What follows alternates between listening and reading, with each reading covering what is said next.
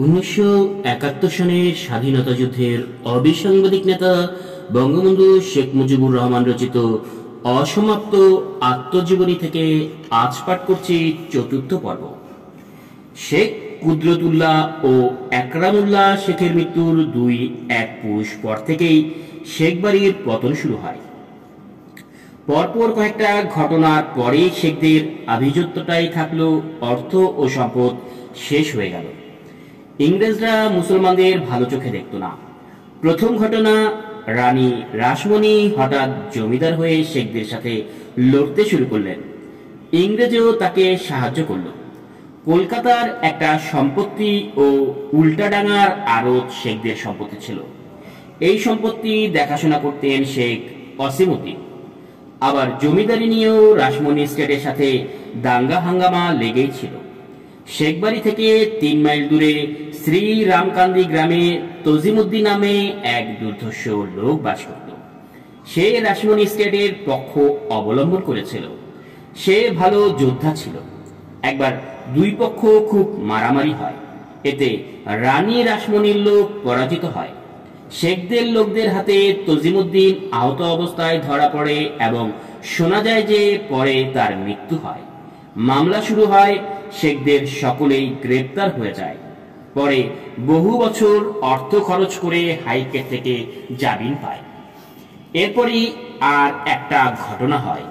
টুঙ্গিপাড়া শেখ বাড়ির পাশেই আরেকটা পুরনো বংশ আছে, যারা কাজী বংশ নামে পরিচিত। এদের সাথে শেখদের আত্মীয়তাও আছে। আত্মীয়তা থাকলেও রেশারেশি কোনোদিন এদের যায় নাই। কাজীরা অর্থ সম্পদ ও শক্তিতে শেখদের সাথে টিকতে পারে নাই, কিন্তু লড়ে গেছে বহুকাল। যে কাজীদের সাথে আমাদের আত্মীয়তা ও ঘনিষ্ঠতা ছিল, তারা শেখদের সমর্থন করত। কাজীদের আর একটা দল রানী রাসমণির সাথে যোগদান করে। তারা কিছুতেই শেখদের আধিপত্য সহ্য করতে পারছিল না। তাই তারা এক জঘন্য কাজের আশ্রয় নিল শেষ পর্যন্ত। অধিকাংশ কাজী শেখদের সাথে মিশে গিয়েছিল। একটা দল কিছুতেই শেখদের শেষ না করে ছাড়বে না ঠিক করেছিল। বৃদ্ধ এক কাজী, নাম সেরাজতুল্লাহ কাজী। তার 3 ছেলে 1 মেয়ে। ছেলেরা এক ষড়যন্ত্র করে এবং অর্থের লোভে বৃদ্ধ পিতাকে গলা টিপে হত্যা করে শেখ বাড়ির গরুর ঘরের চালায় রেখে যায়। এই ঘটনা শুধু 3 ভাই এবং তাদের বোনটা জানত। বোনকে ভয় দেখিয়ে চুপ করে রেখেছিল। শেখ বাড়িতে লাশ দেখে রাতারাতি এই থানায় যে খবর দেয় এবং পুলিশ সাথে নিয়ে এসে লাশ বের করে দেয় এবং বাড়ির সকলকে গ্রেপ্তার করিয়ে দেয়। এতে শেখদের ভীষণ অবস্থার সম্মুখীন হতে হয়। আমার দাদার চাচা এবং রেনুর দাদার বাবা কলকাতা থেকে নিজেকে দেউলিয়া ঘোষণা করে চলে আসেন বাড়িতে। কলকাতার সম্পত্তি শেষ হয়ে যায়। তারপর যখন সকলে গ্রেপ্তার হয়ে গেছে, কেউই দেখার নাই। বড় বড় ব্যবসায়ী, মাঝি ও ব্যাপারীরা নৌকা ডুবিয়ে দিয়ে উধাও হতে শুরু করলো। এর পূর্বে তজিমউদ্দিন খুনে যথেষ্ট টাকা খরচ হয়ে গেছে। জমিদারিও নিলাম হয়ে গেছে, প্রায় সব চলে গেছে। কিছুদিন পর্যন্ত মামলা চলল। নিচের কোর্টে সকলেই জেল হয়ে গেল। শেষ পর্যন্ত কলকাতা হাইকোর্টে মামলা শুরু হলো। আমাদের অ্যাডভোকেট হাইকোর্টে দরখাস্ত করলো সিআইডি দ্বারা মামলা আবার ইনকোয়ারি করাতে, কারণ এ মামলা ষড়যন্ত্রমূলক। হাইকোর্টে মামলা দেখে সন্দেহ হলে আবার ইনকোয়ারি শুরু হলো। একজন অফিসার পাগল সেজে আমাদের গ্রামে যায় আর খোঁজ খবর নেয়। একদিন রাতে সেরাজতুল্লাহর কাজীর 3 ছেলের মধ্যে কি নিয়ে ঝগড়া হয় এবং কথায় কথায় এক ভাই অন্য ভাইকে বলেছিলাম না শেখদের কিছু হবে না, বাবাকে এমন ভাবে মারা উচিত হবে না। অন্য ভাই বলে, তুই তো গলা টিপে ধরেছিলি, তাই তো বাবা মারা গেল। বোনটা বলল, বাবা একটু পানি চেয়েছিল, তুই তো তা দিতে দিলি না। সিআইডি এই কথা শুনতে পেল ওদের বাড়ির পেছনে পালিয়ে থেকে। তার কয়েকদিন পরে 3 ভাই ও বোন গ্রেপ্তার হলো এবং স্বীকার করতে বাধ্য হলো তারাই তাদেরকে হত্যা করেছে। শেখরা মুক্তি পেল এবং তাদের যাবজ্জীবন জেল হলো। শেখরা মামলা থেকে বাঁচল, কিন্তু সর্বশান্ত হয়েই বাঁচল। ব্যবসা নাই, জমিদারি শেষ, সামান্য তালুক ও খাস জমি। শেখ বংশ বেঁচে রইল শুধু খাস জমির জন্য। এদের বেশ কিছু খাস জমি ছিল, আর বাড়ির আশপাশ দিয়ে কিছু জমি নিষ্কর ছিল। খেয়ে পড়ার কষ্ট ছিল না বলে বাড়ির পাশে বসে আমার দাদা বাবা চাচারা পাশা খেলে দিন কাটাতেন। সকলেই দিনভর দাবা আর পাশা খেলতেন, খাওয়া ও শোয়া এই ছিল কাজ। এরা ফার্সি ভাষা জানতেন এবং বাংলা ভাষার উপরও এদের ভালো দখল ছিল। রেনুর দাদা আমার দাদার চাচাতো ভাই ছিল। তিনি তার জীবনী লিখে রেখে গিয়েছিলেন সুন্দর বাংলা ভাষায়। রেনুও তার কয়েকটা পাতা পেয়েছিল। যখন তার দাদা সমস্ত সম্পত্তি রেনু ও তার বোনকে লিখে দিয়ে যায়, তখন রেনুর বাবা মানে আমার শ্বশুর ও চাচা তার বাবার সামনেই মারা যান। মুসলিম আইন অনুযায়ী রেনু তার সম্পত্তি পায় না। রেনুর কোনো চাচা না থাকার জন্য তার দাদা সম্পত্তি লিখে দিয়ে যায়।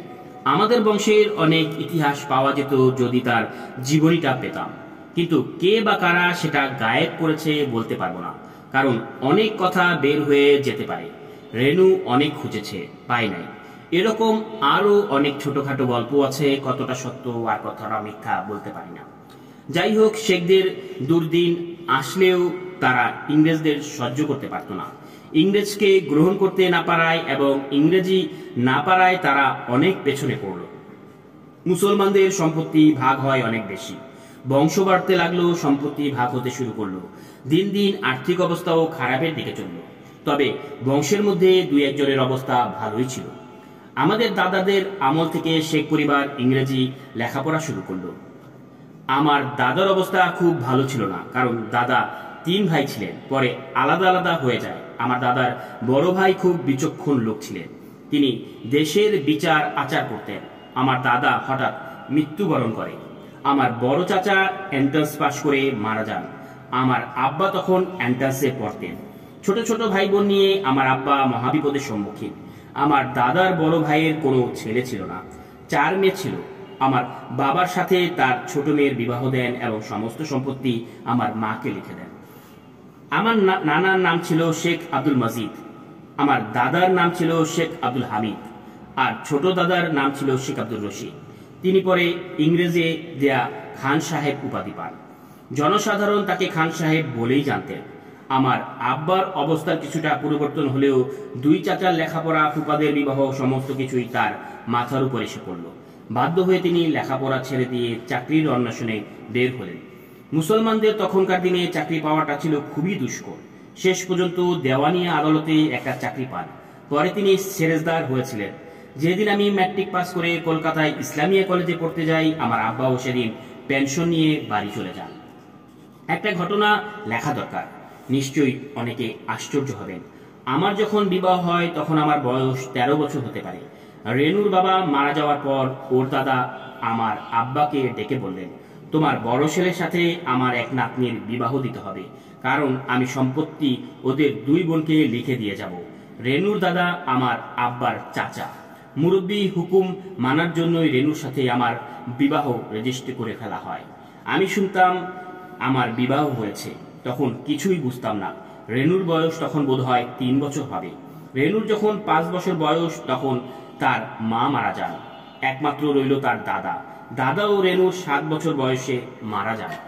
তারপর সে আমার মার কাছে চলে আসে। আমার ভাই বোনদের সাথেই রেনু বড় হয়। রেনুর বড় বোনেরও আমার আর এক চাচাতো ভাইয়ের সাথে বিবাহ হয়। এরা আমার শ্বশুর বাড়িতে থাকলো, কারণ আমার ও রেনুর বাড়ির আলাদা নাই। রেনুদের ঘর আমাদের ঘর পাশাপাশি ছিল, মধ্যে মাত্র 2 হাত ব্যবধান। ঘটনাটা অন্যান্য ঘটনা আমার জীবনের ঘটনার মধ্যেই পাওয়া যাবে।